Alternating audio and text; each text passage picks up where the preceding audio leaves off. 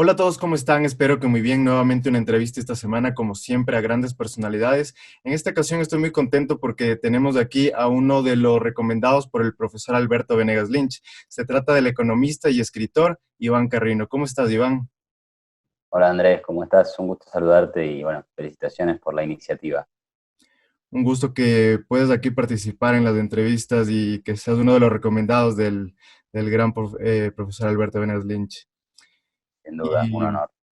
Y bueno, por favor, para ya ir empezando y no perder ni un segundo, cuéntanos acerca de ti. ¿A qué te dedicas? ¿Quién es Iván?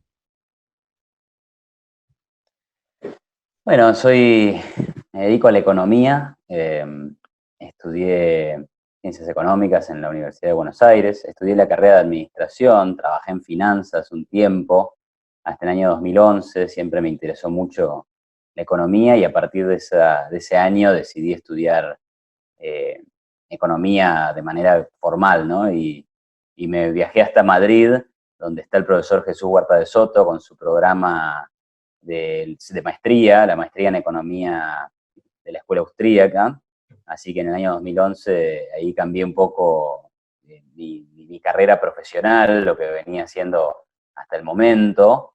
Y cuando volví a Buenos Aires me puse a trabajar en una fundación, en la Fundación Libertad y Progreso, en la parte del equipo de estudios económicos, digamos, ¿no? De seguimiento de la coyuntura económica y demás. Y ahí estuve 2 años en los cuales continué estudiando porque comencé a estudiar otra maestría en economía, eh, que la da acá la Universidad del SEMA, es una universidad muy prestigiosa y conocida entre los colegas porque muchos de los profesores que dan clases ahí han sido graduados en la Universidad de Chicago, entonces tiene toda esa impronta de la Escuela de Chicago en Buenos Aires, así que bueno, se podría decir que yo estudié tanto con los austríacos como con los chicaguenses. Y a partir de ahí, digamos, después dejé de trabajar en Libertad y Progreso, empecé a trabajar en consultoría económica y desde ese entonces que trabajo, o sea, la parte profesional de mi vida es escribir informes económicos eh, y hacer análisis económico de coyuntura, dar charlas en empresas, en fundaciones, sobre cómo vemos la economía. Y después hay una parte más académica, docente, donde he investigado algunos temas, he escrito libros, 4 ya, el último de los cuales es el liberalismo económico en 10 principios, y gran parte de mi día también se ocupa dando clases. Estoy como subdirector en una maestría, en la maestría en Economía y Ciencias Políticas de SEADE, que es una fundación, perdón, es una universidad, un instituto universitario con mucha tradición, por eso la confusión, con mucha tradición en Argentina, con muchos años de historia, y ahí soy el subdirector de la maestría en Economía y Ciencias Políticas, soy profesor de Economía Internacional, así como soy profesor de Historia del Pensamiento Económico en la Universidad de Buenos Aires, y estoy como coordinando el departamento de economía de un colegio secundario, así que digamos que mi rol docente también es bastante importante. Entonces mi vida profesional y la, y la, el análisis económico, ¿no? Digamos, parte de eso también me lleva a veces a debatir en programas de televisión, a hablar en la radio, a escribir notas en la prensa, ¿no? Parte que me gusta mucho y es una parte más de mi trabajo, ¿no? En este recorrido académico e intelectual que has tenido en tu formación, intuyo que te alineas en la filosofía liberal clásica. Si no es así, me puedes corregir. ¿Y cuándo fue la primera vez que te encontraste con estas ideas? Y lo más importante, ¿por qué decidiste quedarte con ellas? Mm, Buena, buena pregunta. Yo en realidad trato de estar al margen de la etiqueta, porque las etiquetas es como que a uno lo encorsetan y le impiden ver otra cosa, ¿no? Un poco esa idea es lo que me mantiene fuera de la política partidaria. Cuando uno hace política en un partido político, todo lo que tu partido político diga tiene que ser aceptado y no puede ser criticado, ¿no? Es como una especie de pensamiento dogmático, y eso a mí me resulta muy chocante, no es lo mío, yo quiero estar abierto a cualquier nueva mejora que exista, ¿no? Entonces, el liberal clásico, bueno, mirá, he hecho entre el liberalismo, que la verdad que es una amplia gama eh, que involucra a muchos pensadores y corrientes, qué sé yo, entre liberales están los liberales que son más, bueno, se llaman igualitaristas, ¿no? Liberales igualitaristas de la tradición de John Stuart Mill, que aceptan una intervención del gobierno para redistribuir ingresos. Después está lo que diríamos el liberal clásico, que dice, no, el gobierno solamente tiene que preservar los derechos individuales.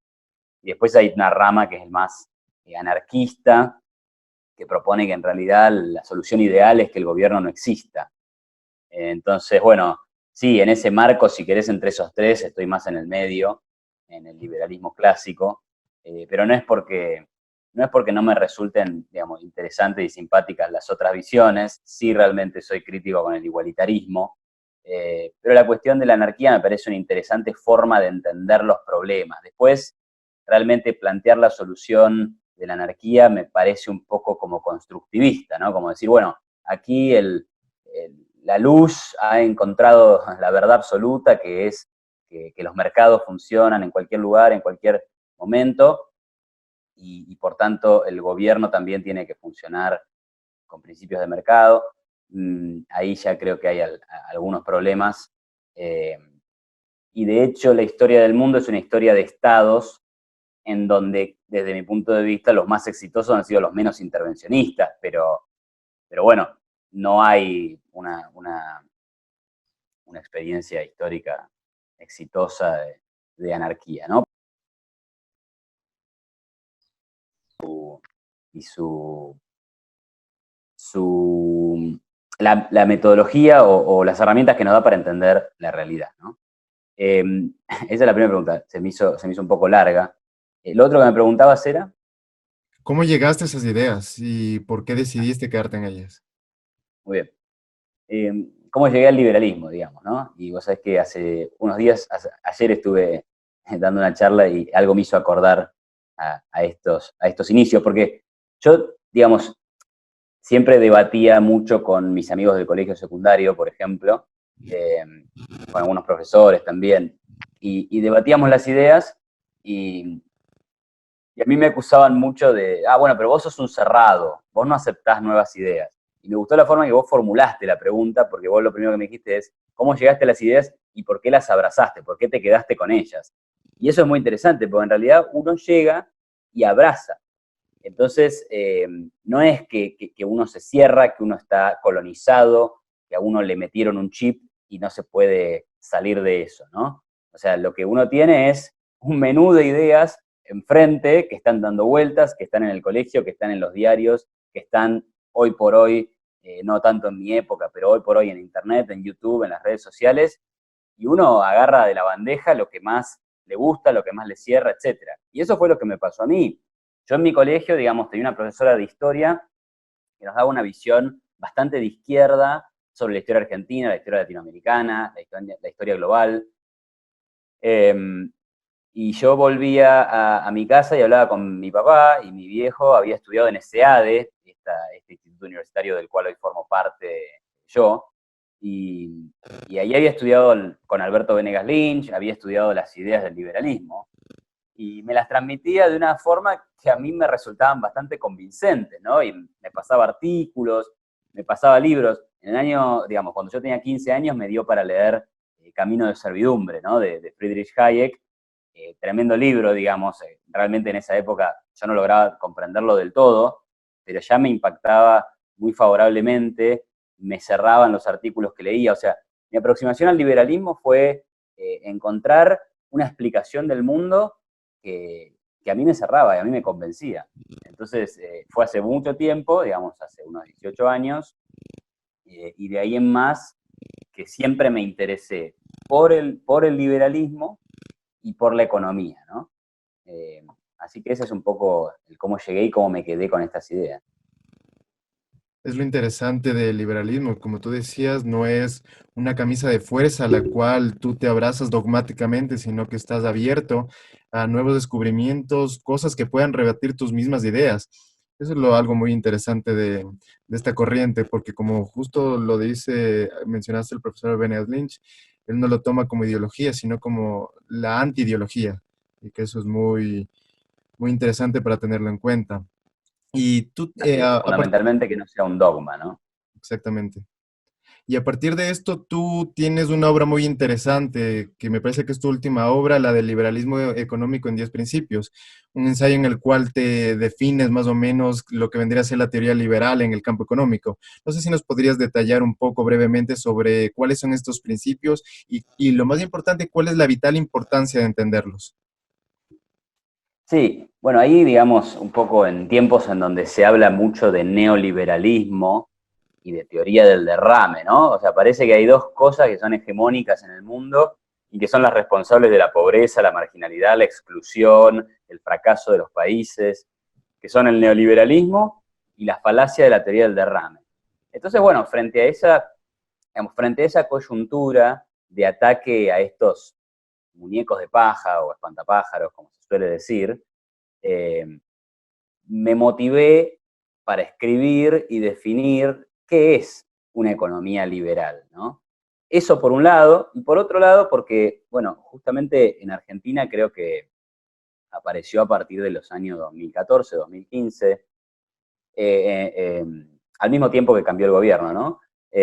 O en paralelo con eso, digamos, creo que empezó a surgir un interés por qué era el liberalismo, o sea, las críticas económicas, políticas, institucionales más severas que recibió el kirchnerismo y más formadas las recibió de los liberales. Porque en definitiva un proyecto semi-totalitario o casi totalitario como el que era el del kirchnerismo, digamos, solo podía encontrar una resistencia intelectual profunda en personas, digamos, amantes y defensoras de las ideas de la libertad. Entonces, eso empezó a generar mucho interés en el liberalismo y hemos tenido fenómenos de figuras que se han convertido en estrellas, ¿no? A nivel nacional, referentes liberales. A nivel internacional también se podría mencionar a Gloria Álvarez, por ejemplo, porque se ve que la caída del socialismo del siglo XXI, que hoy podremos discutir si está volviendo o no, pero en Latinoamérica en general se dio este proceso de decadencia del socialismo del siglo XXI, de cambio de gobierno en Brasil, Venezuela en una megacrisis, cambio de gobierno en Argentina. Bueno, hicieron que haya una demanda por explicaciones liberales del mundo. Entonces, mi idea fue, digamos, esas dos cosas me motivaron a mí a escribir qué es el liberalismo económico, ¿no? Y lo que intenté hacer fue resumirlo en 10 principios básicos. Y te digo más, en realidad, yo este libro no lo escribí, pero lo boceté, o sea, hice un boceto de este libro allá por el año 2014, 2015, ¿no? Recién lo escribí en 2017, pero el bosquejo ya lo tenía en esa época porque me invita a hablar a su cátedra de economía en la Universidad de Buenos Aires, un profesor más bien proteccionista, con ideas de industrialistas, un economista bastante heterodoxo, que da clases en la Universidad de Buenos Aires, me dice, venía a hablar sobre liberalismo. Esto fue una devolución de gestos, porque nosotros lo tuvimos a él en nuestro curso en SEADE, hablando sobre proteccionismo, en nuestro curso de Economía Internacional, donde obviamente nuestra mirada es totalmente a favor del libre comercio, ¿no? Entonces, así como a él lo invitamos a hablar de proteccionismo, él nos dijo, bueno, vengan ustedes a hablar del liberalismo. Y hablo en plural porque hablo del otro profesor con el que doy clase. Y yo cuando fui dije, bueno, voy a resumir el liberalismo en 10 principios. Así que desde esa época, desde hace como 5 años ya, que tengo esta idea de que el liberalismo se puede resumir en algunos principios básicos. Por lo menos en lo que respecta al liberalismo económico, ¿no?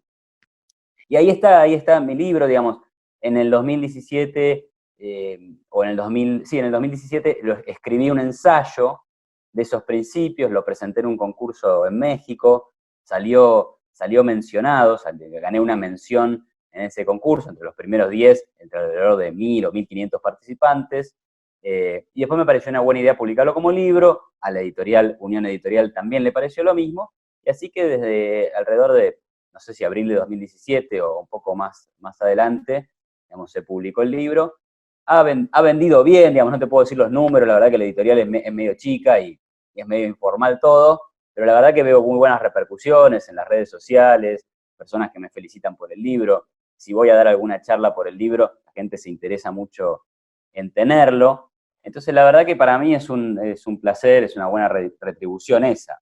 Y yendo al contenido del libro en sí, bueno, estos 10 principios, los que me acuerdo de memoria, tienen que ver, por ejemplo, con que el valor, para los liberales, el valor es subjetivo, distinto de lo que por ahí pensaría Marx, de que el valor depende de la cantidad de trabajo incorporada. Los liberales pensamos que es subjetivo, el valor de cada cosa depende de cuánto esa cosa satisface las necesidades individuales de la persona. El segundo principio tiene que ver con los acuerdos voluntarios.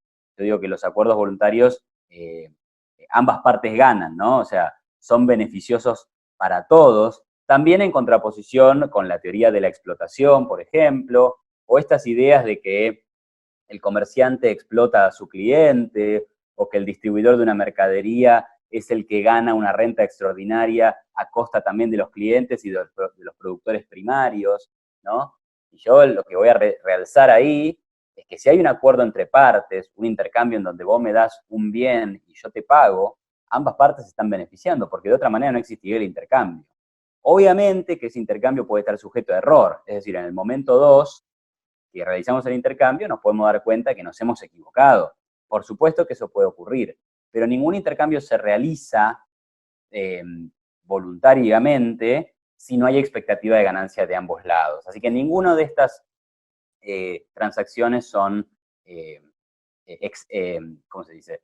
Sí, extractivas o explotadoras, ¿no? Por ejemplo, mucho se habla en Argentina de que las tasas de interés son usurarias. Bueno, ese debate es eterno. Creo que en la clase, desde la Edad Media, que se pensaba que los banqueros eran usureros, estaba prohibida la usura. Bueno, eso es desconocer que quien toma un crédito, si lo hace avalando una tasa X, bueno, cree que así va a estar mejor que sin tomar el crédito, ¿no? Entonces ese es el segundo principio. Después el tercer principio habla sobre los precios, te digo, los liberales creemos que los precios son sagrados, ¿no? Los precios transmiten información respecto de qué hay que producir, cómo hay que producirlo, para quién hay que producirlo.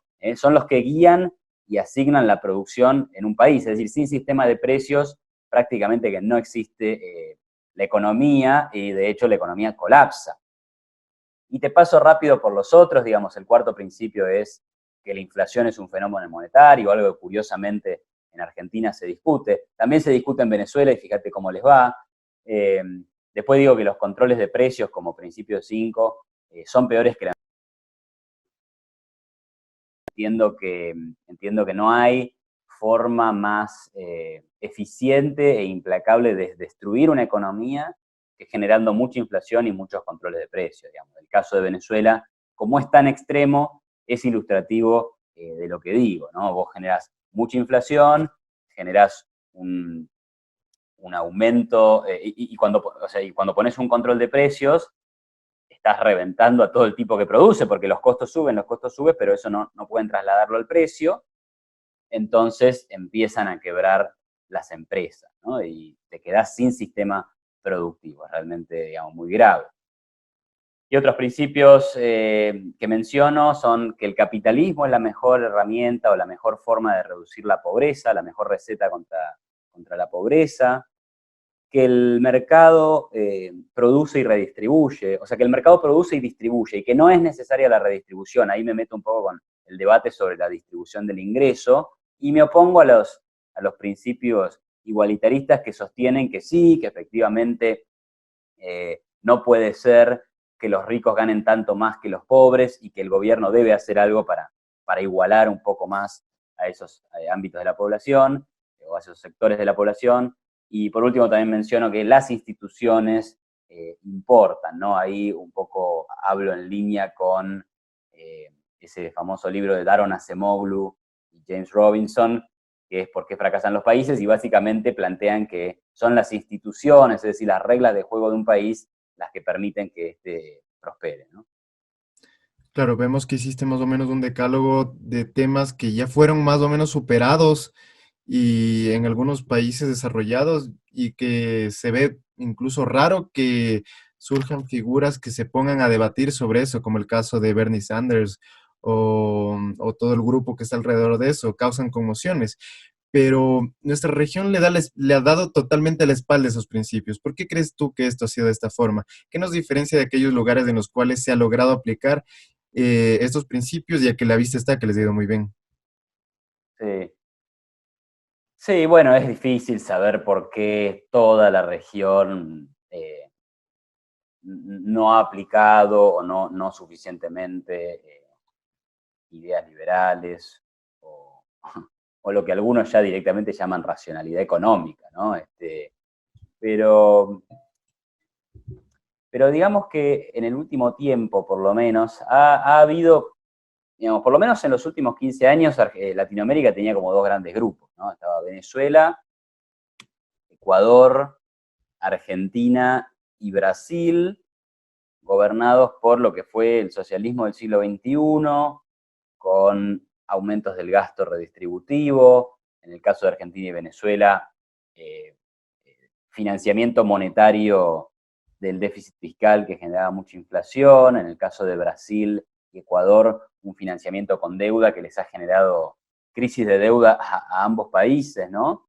Y después en el caso de Argentina, bueno, cierre de la economía, controles de cambios, controles de precios, y si vos mirás las tasas de crecimiento o el crecimiento acumulado de la Argentina y de todos los países de América Latina, entre, bueno, principios de los años 2000 y hoy, vos tenés que, entre principios de los 2000 y mediados de los 2000, no, perdón, hasta el año 2011, perdón, hasta el año 2008, 2009, Argentina estaba ahí, al tope de la región, era la que más crecía. Claro, porque además venía rebotando desde la tremenda crisis que habíamos tenido en el 2001. Ahora, a partir de ahí, se acabó la nafta del rebote y Argentina quedó a la cola del crecimiento regional, ¿sí? Y a Brasil le pasó algo muy similar y seguro que, no los miré con detalle, pero seguramente que los datos de Ecuador son similares, ¿no? Un alto crecimiento también debido al precio de los commodities y después un crecimiento que no puede continuar porque está basado en el gasto público, en nuestro caso en la emisión monetaria, en la deuda, y eso después le pone trabas al crecimiento en algún momento. Obviamente el caso venezolano lo saqué del análisis, pero puede ser incluido. Venezuela también creció muy rápido y después terminó literalmente implosionando, ¿no? Ahora, eso es una parte de Latinoamérica. Si vos mirás cómo ha evolucionado Chile, Perú y Colombia en los últimos 15 años, la verdad es que han tenido una progresión mucho más sostenible, o sea, un crecimiento mucho más sostenible. ¿Y por qué? Bueno, porque su gasto público está bajo control, no tienen grandes déficits fiscales, no se endeudan en exceso y por supuesto no tienen inflación. O sea, Ecuador logró eliminar la inflación tirando a la basura la moneda nacional. Bueno, es interesante que Chile, Perú y Colombia decidieron preservar la moneda nacional y sin embargo lograron hacer lo que varios países en el mundo, como vos decías, que tienen solucionados gran parte de estos problemas, haciendo lo normal, digamos, ¿no? Además, con bastante más apertura al comercio de la que tiene Argentina, de la que tiene Brasil y los países del Mercosur. Entonces, una filosofía mucho más moderna, si se quiere, en términos de qué hacer con la economía, y no estancada en esa filosofía de mediados de los años 40, 50, de que las economías crecen a base de proteccionismo, gasto público y déficit fiscal, ¿no? Me parece que ahí, o sea, hay dos Américas Latinas, una de las cuales, digamos, experimentó el socialismo del siglo XXI y le fue mal. Obviamente, terminado el socialismo del siglo XXI, hay un montón de desafíos, es difícil, las cosas no se arreglan de un día para el otro, y hay malas gestiones, ¿no? Digamos, eso al margen. Pero si me preguntas en la región, hay como dos caras, ¿no? Precisamente, y uno de los grandes argumentos que yo más bien diría excusas de quienes rehuyen del liberalismo económico es que vivimos en la región más desigual del planeta. Y que si bien es cierto que hay grandes brechas entre ricos y pobres, y también la movilidad social es sumamente rígida, dicen ellos que una liberalización económica lo que traería es mayor desigualdad y menor movilidad ya para sentar la existente. Pero ¿a qué se debe realmente esto? ¿Cuáles son las verdaderas causas y por qué es tan difícil cambiar esta situación en nuestros países? Bueno, a ver, digamos, primero los datos, sería necesario ver los datos. Por ejemplo, en Chile, ¿no? Se habla de esto, la desigualdad, la movilidad social, la pobreza. Chile, con todos los problemas bueno, con todo el desmán que están viviendo algunas ciudades, ocasionados por personas que están al margen de la ley, aunque hay que considerar que es verdad que hay gran parte de la población que se manifiesta pacíficamente. Pero bueno, digamos que Chile se ha convulsionado realmente de manera muy violenta por personas que están al margen de la ley. Eh, Ahora, en Chile, la desigualdad del ingreso medida por el índice Gini está en el promedio de las Américas, medida por el porcentaje del ingreso que se lleva el 20% de mayores ingresos, está en la mitad de América Latina. O sea, no es el país ni más desigual ni el más igual, medida por algunas métricas. Ahora, de acuerdo con algunos artículos que se han publicado recientemente, Chile es el país de mayor movilidad social de la OCDE. O sea, es más fácil en Chile pasar de pobre a rico que hacerlo en México, que hacerlo en España, que hacerlo en Alemania, ¿no? Eso no es una cosa menor.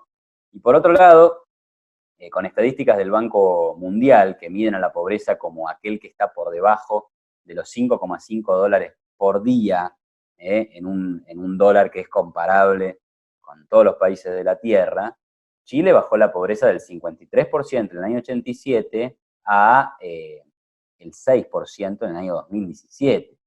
O sea, en 40 años la pobreza ha sido el país que más la redujo de todo el continente, ¿no?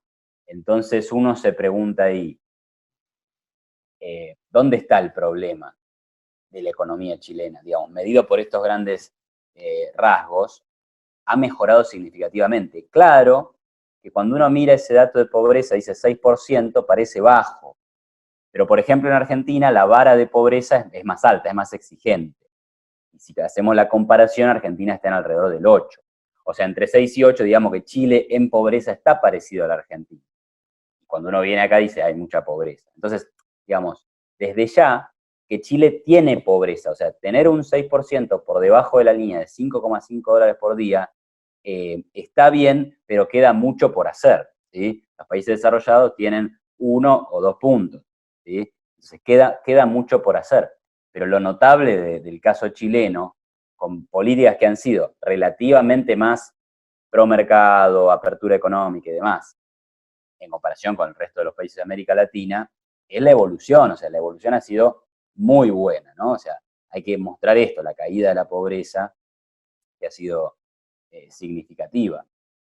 Y por otro lado, cuando a mí me dicen que el problema es la desigualdad, yo digo, mirá, a mí lo que me interesa, y yo creo que a todos debería interesarnos, es la igualdad en las reglas de juego. Entonces, si en un campeonato de fútbol el equipo Barcelona, digamos, es el que mejor le va, pero las reglas son iguales para todos, entonces tiene derecho a ganar un montón de copas seguidas, ¿no? Eh, entonces, si las reglas de juego son iguales, y ahí sí que tiene que haber una estricta igualdad, una igualdad ante la ley, entonces todos pueden competir. Entonces todos tienen libre acceso a ¿qué? A buscar que le vaya mejor, ¿sí?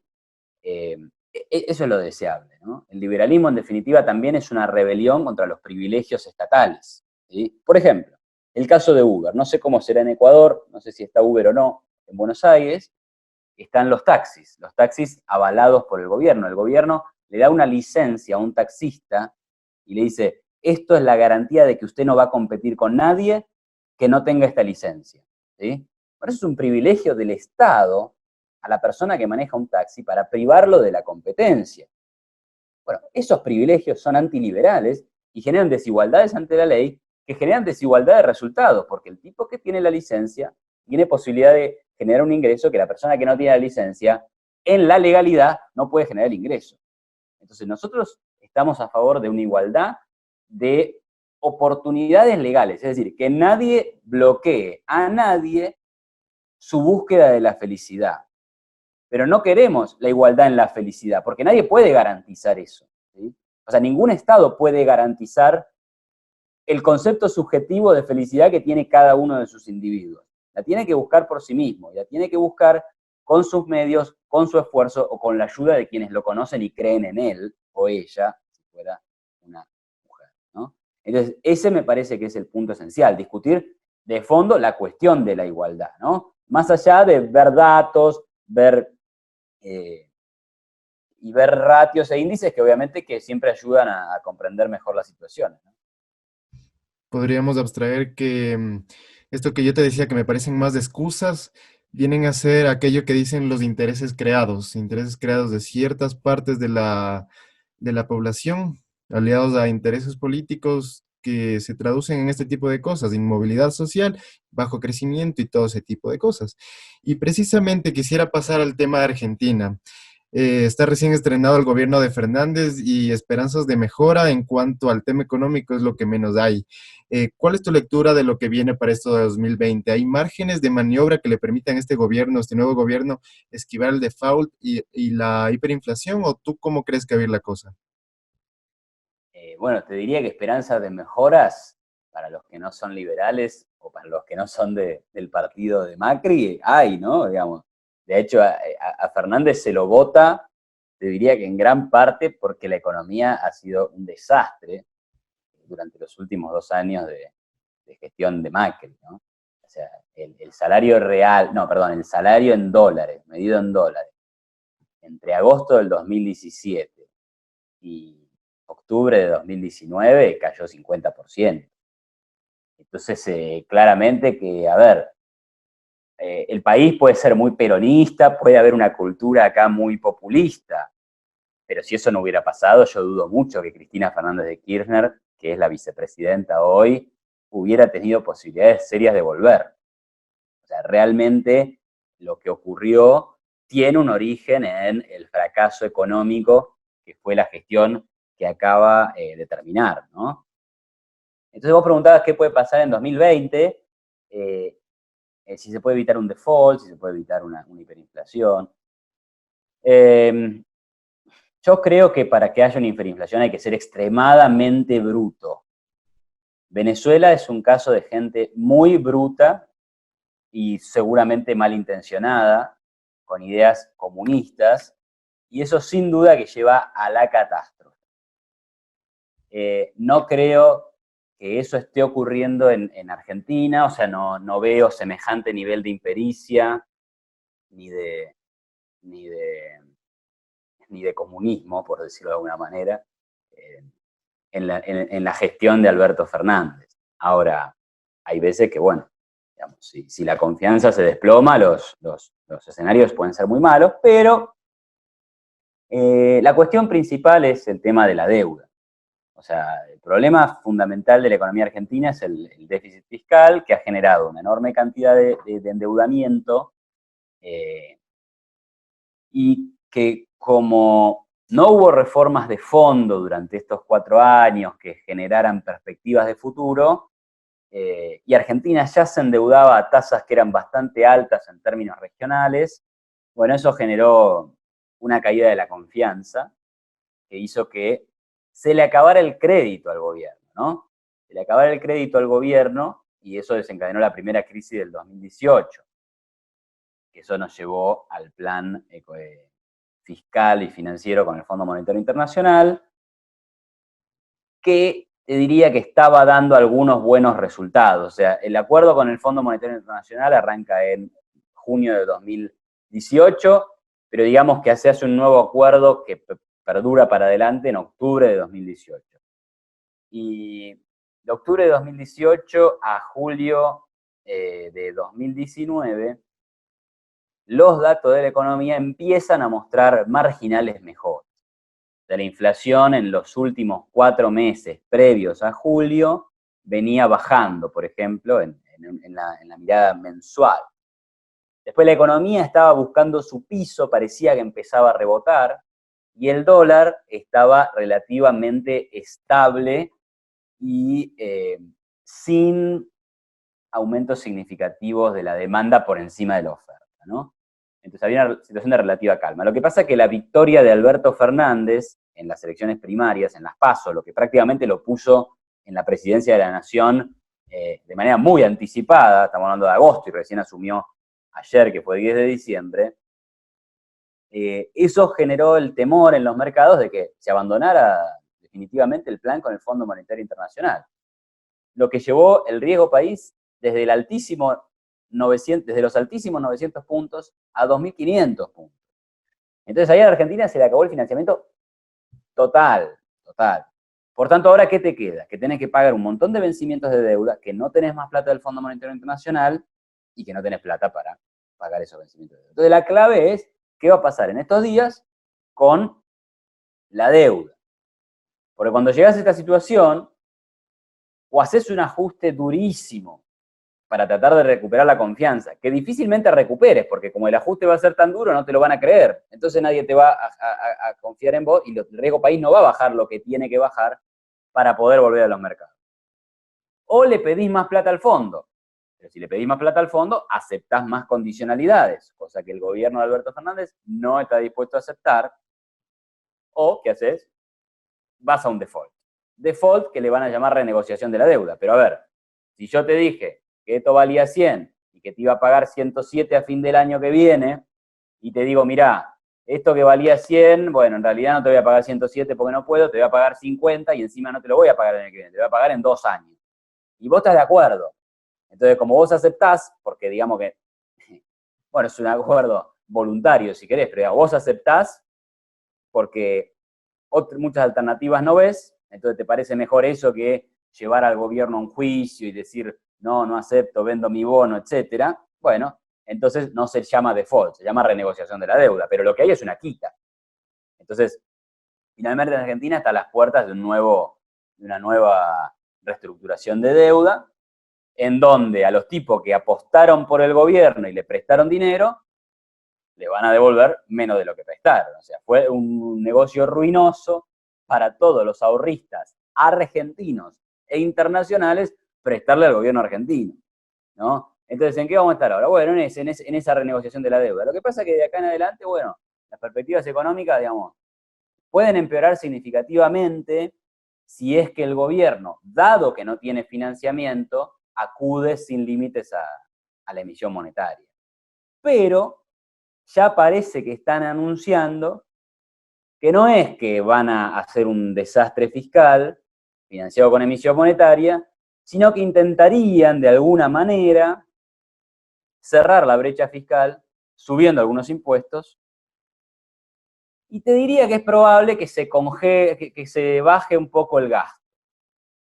Entonces, en el mejor de los escenarios, dentro de lo que este gobierno plantea, vos tenés un ajuste fiscal más lento, más gradual de lo que venía siendo, y la posibilidad de la no explosión, o sea, la posibilidad de no explotar, pero sin resolver problemas de fondo, sin ir a un superávit fiscal en un tiempo relativamente rápido, porque acá estamos hablando de que van a posponer muchos pagos que le quedarán al tercer año de gobierno o incluso al próximo gobierno. Bueno, si vos no generás el superávit fiscal para pagar la deuda, estás al horno, vas a de vuelta a tener que pasar por este proceso en 4 años más. Y mientras tanto los argentinos, ¿qué? Nada, acá languideciendo, con salarios que no crecen, con la economía que no crece, y con la inflación altísima, ¿no? Entonces, bueno, hay que esperar, estamos en el primer día, me gustaría escuchar medidas económicas, plan, etcétera. Pero dentro de lo que se ha anunciado, de lo que se ha visto en campaña y de lo que son los equipos económicos, estamos en una matriz, digamos, peronista, más populista que la opción anterior.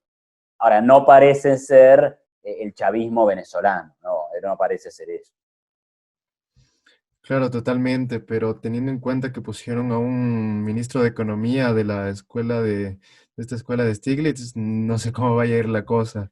Sin duda, la deuda del kirchnerismo en el 2015 fue totalmente devastadora, pero lo que tampoco me queda duda es que el supuesto gobierno del cambio fue incapaz de resolver los graves problemas estructurales de la economía argentina, que sabemos que son muchísimos. ahora la fórmula Fernández retoma esa deuda.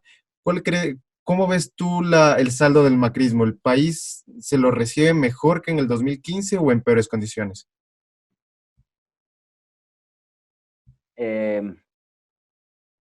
bueno, no, las condiciones hoy, digamos, son peores, ¿no? O sea, hoy la economía argentina está peor que en 2015. La pobreza es más alta, el salario es más bajo, el PBI per cápita es más bajo, la deuda es más grande, el riesgo país es más grande, el tipo de cambio es más alto, o sea que en dólares, o sea que es todo, perdón, o sea que los bienes internacionales son todos más caros para los argentinos. O sea, la situación económica está peor, está peor. Eh, Hay algunas cosas que se han arreglado. Por ejemplo, en el año 2015 veníamos de 12 años de congelamiento del valor nominal de las tarifas de servicios públicos. ¿Esto qué quiere decir? Que el agua en tu casa, que la luz en tu casa, que el gas que usamos en nuestras cocinas, tenía un precio fijo en pesos y que prácticamente no se movió por 12 años mientras hubo una inflación acumulada del 1000%. O sea que en realidad la persona que te proveía de electricidad, que te proveía de gas, que te proveía de agua, veía cómo en términos reales el valor de lo que estaba vendiendo caía, caía y caía. ¿Eso qué generó? Generó dos cosas. Generó una crisis energética en todo el país, en donde se cortaba la luz, se racionaba el gas, los servicios de transporte eran de muy mala calidad, porque ahí pasaba lo mismo. Y por otro lado generó o contribuyó al enorme déficit fiscal del gobierno, porque el gobierno, para evitar que las empresas cierren las puertas y se vayan del país, las terminó subsidiando. Entonces, al subsidiar, había más déficit fiscal que tenía que financiar con emisión monetaria o con algo de endeudamiento. Entonces, ahora, esa situación se ha corregido bastante entre el año 2015 y hoy. Por otro lado, hay que decir que, digamos, dentro de la mala foto de la economía argentina, para adelante siempre queda como algo, o sea, el que agarra la manija ahora, le queda lo bueno. ¿Por qué? Porque cuando los salarios están tan bajos, solo queda espacio para subir. Entonces, es probable que este gobierno tenga algo de margen para hacer algo de populismo. ¿Sí? Y obviamente, esa no solo no es la solución a los problemas argentinos, sino que es enterrarnos más en los problemas, ¿no? Porque es dar aumentos de salarios a empleados públicos, dar aumento de jubilaciones públicas, dar aumento a quienes reciben planes sociales, gastar más en obras públicas que quién sabe qué utilidad tienen, generar mayor empleo en las empresas estatales a costa de mayor gasto público.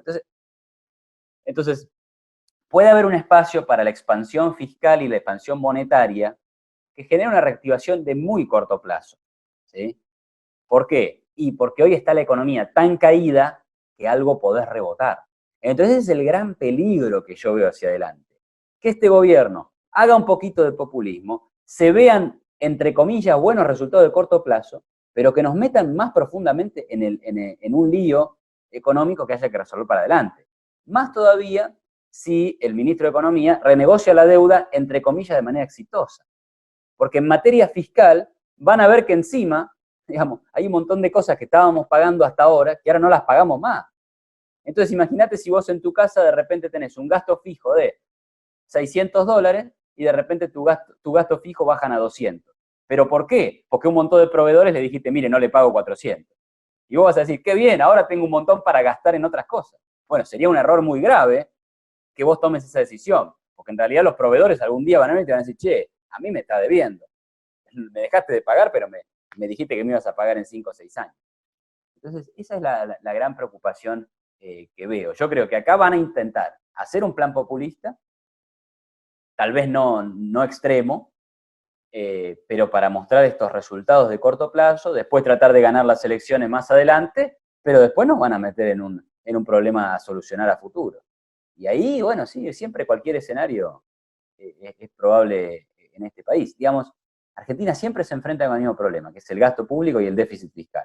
Si quieren salir de esta crisis con más gasto público, digamos, vamos a ir a otra crisis nueva en algún momento. Bueno, solo el tiempo dirá, y teniendo en cuenta que también tienen a la calle entre comillas, de parte de ellos, ya que los que salían a protestar no van a salir a protestar si son los mismos que los apoyaron para que lleguen al poder. Para ir terminando este bloque, quisiera que por favor nos hablaras sobre un tema muy específico, que es de los liberales en la política. En las últimas elecciones en Argentina mismo, Esper fue una gran sorpresa, tanto para propios como para extraños. Y si bien los resultados no fueron los más satisfactorios, teniendo en cuenta la coyuntura, sí lo fue el hecho de que las ideas se sembraron más o menos en el campo político y salieron de este baúl en el cual estaban guardadas hace tanto tiempo. ¿Crees tú que ya es hora de que los liberales salgan de esas catacumbas académicas e intelectuales y se organicen para incursionar en la política? Bueno, como alguien que se autopercibe académico e intelectual, me has ofendido. No, mentira. No me ofendiste, no te da problema, pero digo, claro, porque las catacumbas, qué sé yo, cada uno hace su aporte desde el lugar, ¿no? O sea, yo, por ejemplo, digamos, hago una autorreferencia, después voy a ir a tu pregunta, pero, digamos, a mí no me gusta la política partidaria, ¿no? Justamente lo que vos decías, bueno, ir al partido político, digamos, yo no quiero hacer eso. Fíjate que es lo que te comentaba muy al principio. Yo entiendo que si uno está en un partido político hay que hacer muchas concesiones, muchos compromisos, digamos, la política es un poco eso, o por lo menos lo veo así es como yo la prejuzgo o saco conclusiones de lo que más o menos he visto en estos años, ¿no? Eh, la política es hacer muchas concesiones, la política partidaria, hacer muchas concesiones, los que están conmigo tienen siempre la razón, los que no están conmigo nunca la tienen, por más que después, si yo estoy en el poder, hago algo que decían los opositores y ahora en realidad soy, o sea, eso no me gusta, no me cierra. Ahora, eso no quiere decir que uno no haga política. Uno hace política porque participa de la discusión pública. O sea, si uno, digamos, y no es política partidaria, es política en el sentido de los asuntos públicos, de los asuntos de todos, ¿no? La política como en un sentido muy amplio. Entonces ahí creo que hay un espacio también para los académicos de las catacumbas que contribuyan al debate político y creo que de manera muy saludable para instalar temas o aportar valor al debate y llevar gente a las ideas o persuadir, perdón, que es una mejor palabra, persuadir a individuos de que hay alternativas económicas y políticas mejores que las que existen. Ahora bien, dos cuestiones sobre lo que vamos a preguntar. Yo ahora estaba haciendo una reflexión hace unos días, pensaba en esto, ¿no? El partido peronista en Argentina, digamos, empezó con Juan Domingo Perón. Juan Domingo Perón es el gran líder populista de la historia de la Argentina y otros países tuvieron a su propio líder populista. Perón, ¿qué hizo? En su primer mandato fue una política absolutamente redistribucionista. ¿Por qué? Porque encontró un país con reservas en el Banco Central, con mucho margen para hacer populismo y redistribución, ¿no? Aumentó el gasto público, aumentó la emisión monetaria y después fue teniendo problemas económicos. Finalmente, en el año 52, el mismo Perón, que había generado una especie de crisis inflacionaria, hace un ajuste bastante ortodoxo. Más adelante en el tiempo, digamos, tenemos en el año 73 en la Argentina, Perón, luego de estar proscripto por 18 años, vuelve y lo van a saludar sus seguidores a Ezeiza, que es el aeropuerto internacional, digamos, del país. Pero fueron sus seguidores de izquierda y sus seguidores de derecha, porque Perón era una persona que había, digamos, de alguna manera había persuadido a ambos sectores de que todos eran peronistas. ¿Qué pasó? Terminaron los tiros. Bueno, una etapa muy violenta en la Argentina, ¿no? Entonces la derecha peronista se tiroteó con la izquierda peronista. Yendo más adelante en el tiempo, este partido, que era el de la redistribución, era el de las banderas más de izquierda, es representado por Carlos Menem. Carlos Menem privatizó todas las empresas estatales y puso la ley de convertibilidad, que es parecido a dolarizar la economía, ¿no? Es decir, poner un tipo de cambio fijo, reservas del 100%, digamos, una política absolutamente ortodoxa en materia monetaria, ¿sí? Privatizando todas las empresas del sector público y despidiendo personal de la administración pública y de las empresas estatales. cuando vino Néstor Kirchner al poder y Cristina Fernández de Kirchner al poder, también siendo peronistas, estatizaron gran parte de las empresas nacionalizadas por Menem.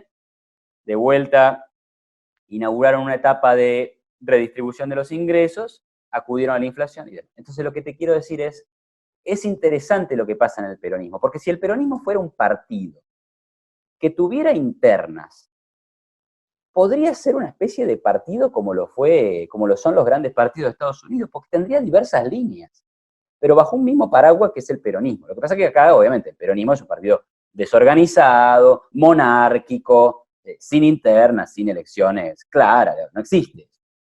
Ahora hay un Alberto Fernández que es una persona que parece no ser ni Menem, pero tampoco parece que vaya a ser Cristina Fernández de Kirchner. Parece que va a estar en un lugar ahí en el medio, no sabemos si más cerca de uno o más cerca del otro.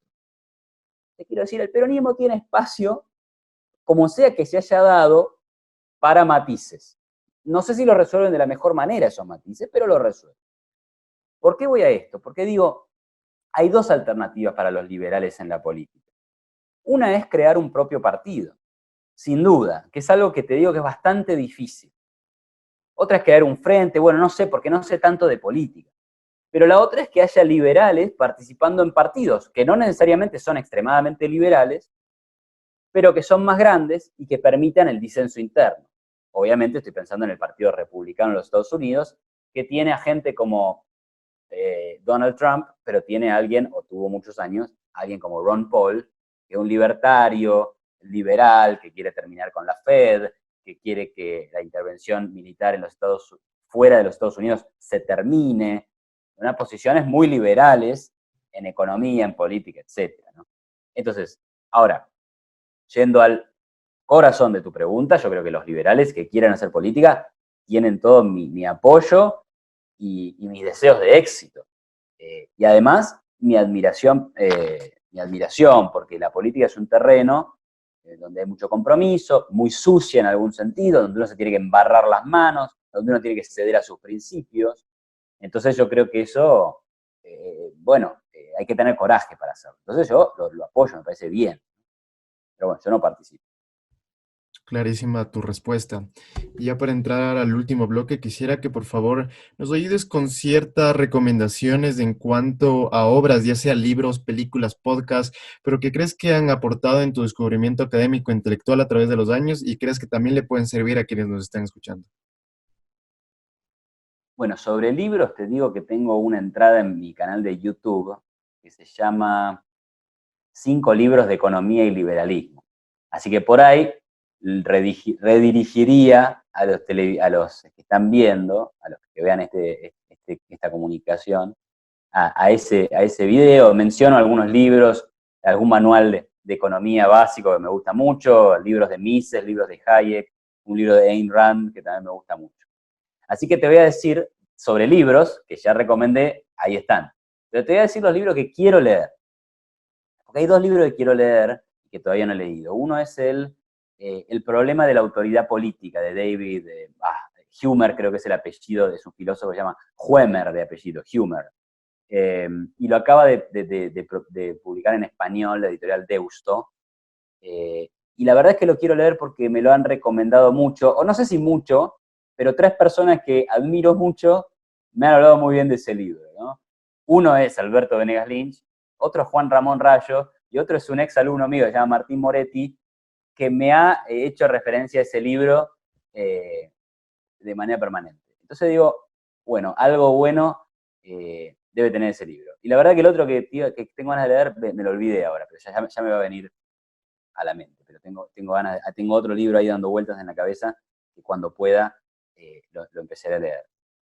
Es buena la pregunta sobre los podcasts porque yo escucho bastantes podcasts, me gustan mucho. Hay uno que se llama Econ Talk, o sea, Econ Talk, que es como si fuera charla económica, ¿no?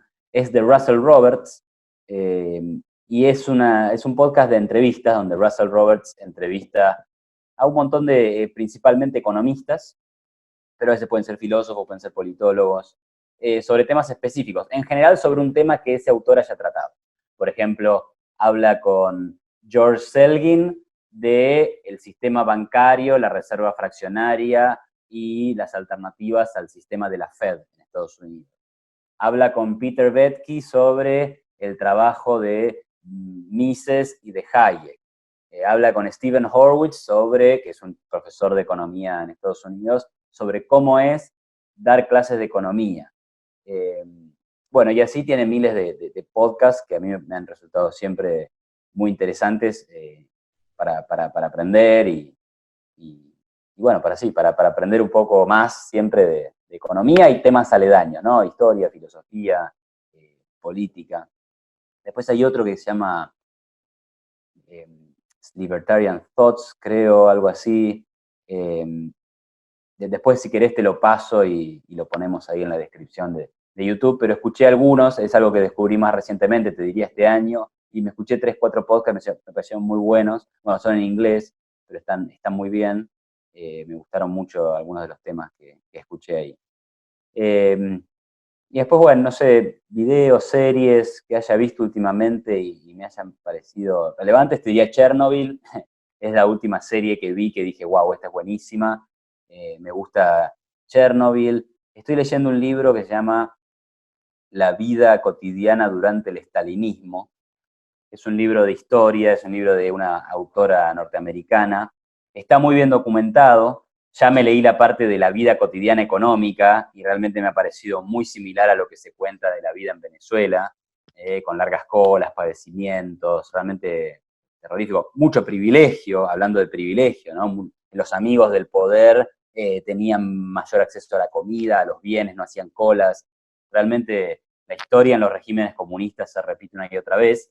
Y ahora estoy en la parte más que no es económica y te diría que me cuesta un poco más porque está muy documentado, mucha historia, pero es muy buen libro, es muy interesante para conocer eso, que aparte es un tema que a mí me resulta interesante, ¿no? Lo que fue el régimen soviético y demás. Y algo que sí te voy a recomendar, me parece excelente, es en el canal de YouTube de la Fundación para la Responsabilidad Intelectual, FREE, en Argentina. Se organizaron el año pasado 5 o 6 debates de excelente nivel entre posiciones liberales y posiciones antiliberales en general, ¿no? Por ejemplo, libre comercio versus economía cerrada, desigualdad social, digamos, el debate sobre la desigualdad social, capitalismo versus socialismo en términos morales. Así que ahí recomiendo a todos, sobre todo creo que a la audiencia joven le va a gustar mucho porque es muy lindo el formato del debate. Participé de algunos, moderé otros, así que vale mucho la pena ver esos debates, son muy interesantes. Buenísimo, yo siempre pongo todas estas recomendaciones en la descripción del canal porque hay mucha gente que los agradece muchísimo. Hay mucha gente que llega a nuevos autores solo por esas recomendaciones. Y ya para ir terminando, porque ya no quiero quitarte más tiempo, ya no sé ni cuánto vamos, se nos ha ido el tiempo volando. Quisiera que por favor me ayudes con una o varias recomendaciones, las que tú gustes, de referentes liberales, ya sea para entrevistar o para que la gente investigue por su parte, porque creo que lo importante es seguir ampliando esta red liberal con la cual precisamente llegué a ti por una de esas recomendaciones. Ay, sí, me lo tendría que haber preparado, pero a ver, mira, el primero que obviamente se me viene a la mente es el economista Juan Ramón Rayo, de España. Eh, Tiene libros, publicó un último libro sobre el liberalismo, tiene un libro sobre la distribución del ingreso que se llama Contra la renta básica, tiene un libro que se llama Una revolución liberal para España, es una persona que es muy intelectual, es académico, pero también tiene una parte mediática muy importante, con debates, con participación en los medios, artículos semanales que en general son de excelente calidad. Juan Ramón Rayo creo que es uno de los mejores economistas de habla hispana eh, eh, hoy, ¿no? Y liberales, ¿no? De los mejores economistas liberales de habla hispana. Así que es una persona que vale la pena investigar, seguir, estar al tanto de las cosas que dice. Eh, Después, bueno, eh, eh, mm, María Blanco también me viene a la mente, ¿no? Con el tema del feminismo. Ella tiene una mirada más bueno, interesante ahí, antifeminista de izquierda, declarándose ella misma feminista. Tendría que pensar, porque yo sigo un montón de gente, ¿no? También eh, que me sirve, pero bueno, también no sé cuánto, digamos, cuánto es muy específicamente argentino. Obviamente José Luis Esper, que fue candidato a presidente recientemente para las elecciones argentinas, él es economista, es liberal, es una persona que también siempre expone muy bien las ideas, con mucha seriedad y rigurosidad. Así que, bueno, obviamente es un economista de referencia.